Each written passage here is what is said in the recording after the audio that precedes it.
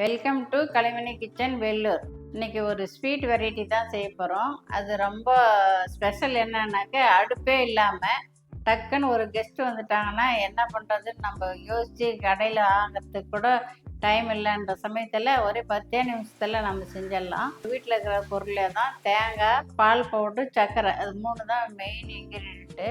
அதை வச்சு தான் இன்றைக்கி செய்ய போகிறோம். அது எப்படி செய்கிறத பார்க்கலாம் வாங்க.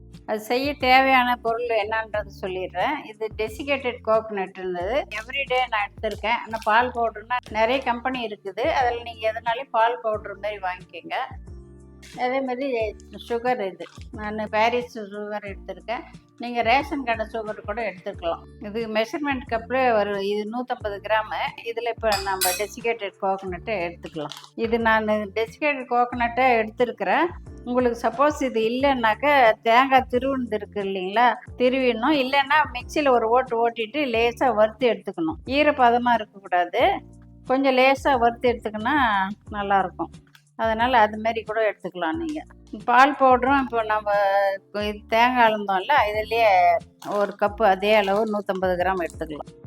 இந்த பவுட்ரெல்லாம் 150 கிராம் எடுத்தோம். இப்போ இதில் பாதி 75 கிராம் சர்க்கரை இதில் பாதி எடுத்துக்கலாம். 3 ஏலக்காய் இதுவும் போட்டு நான் பவுடரை அரைச்சி எடுத்துன்னு வந்துடலாம். இப்போ சர்க்கரை நைஸாக அரைச்சி எடுத்துன்னு வந்துட்டோம். இப்போ இதில் சேர்த்துக்கலாம். இப்போ இந்த 3 பவுடரையும் நம்ம எல்லாம் மிக்ஸ் பண்ணிக்கலாம். பால் ஊற்றி தான் நம்ம பிசைய போகிறோம். அதுக்கு ஒரு 100 மில்லி பால் எடுத்து காய வச்ச பால், இது காய வச்சு ஆற வச்சுக்குது. இதில் கொஞ்சம் கொஞ்சமாக ஊற்றி நம்ம சப்பாத்தி மாவு பிசைகிற மாதிரி அந்த கெட்டி பதத்துக்கு மாரி நம்ம பிசைஞ்சிக்கலாம். இதுக்கு ஒரே ஒரு ஸ்பூன் நெய் மாரி ஊற்றிக்கலாம். கையில் ஒட்டாமல் இருக்கும். இது உருண்டையும் சேர்ந்து வரும். இப்போ இது பாதியாக எடுத்துக்கலாம். இதில் 2 கலராக செய்ய போகிறோம். ஒரு வெள்ளை ஒன்று, ஒரு ரெட் கலர் ஒன்று. அதனால் இதில் பாதியாக எடுத்துக்கலாம்.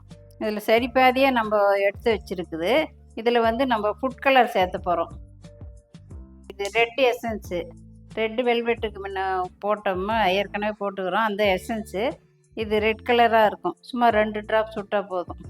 இது இப்போ நல்லாத்தையும் இதிலெல்லாம் கலந்துக்கலாம். இந்தமாரி உருட்டி எடுத்து வச்சுக்கணும். கலர் போட்டு இப்படி வச்சுன்னா நல்ல சப்பாத்தி மாவு மாரி இப்படி இருக்கணும். இது தனியாக வச்சுக்கலாம். இப்போ ரெட்டு ஒன்று, ஒயிட் ஒன்று, 2மே உருண்டை ரெடி பண்ணிட்டோம். இப்போ இதை நம்ம பட்டர் பேப்பரில் கொஞ்சமாக நெய் தடவிட்டு அது மேலே வச்சு நம்ம சப்பாத்தி மாரி திரட்ட போகிறோம். இப்போ இது பேஸு நம்ம ஒயிட் இருக்குது, அதை வச்சு நம்ம திரட்டிக்கலாம். இப்போ இந்த பூரி கட்டையில் கையிலையும் தட்டலாம், இல்லைன்னா பூரி குழவியில் வச்சு நம்ம ஊற்றிக்கலாம். இப்போ திரட்டிட்டோம்.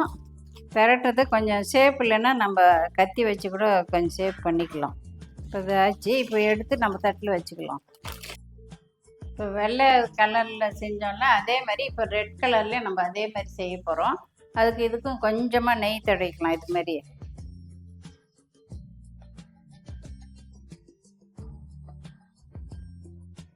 Plastic paper எடுத்துருக்குது. இந்த பிளாஸ்டிக் பேப்பர் மேலே கொஞ்சமாக நெய் தடவிக்குது. இப்போ இந்த 2 கலர் தேய்ச்சதையும் ஒன்று மேலே ஒன்று அடிக்கலாம். இந்த கவர் அப்படியே மடிக்கணும்னா அதை அப்படியே இந்த இதை ரோல் பண்ணிக்கலாம். இந்த கவர் வச்சும் போல் பண்ணலாம், இல்லை கையிலேயே வச்சு அப்படியே போல் பண்ணிக்கலாம்.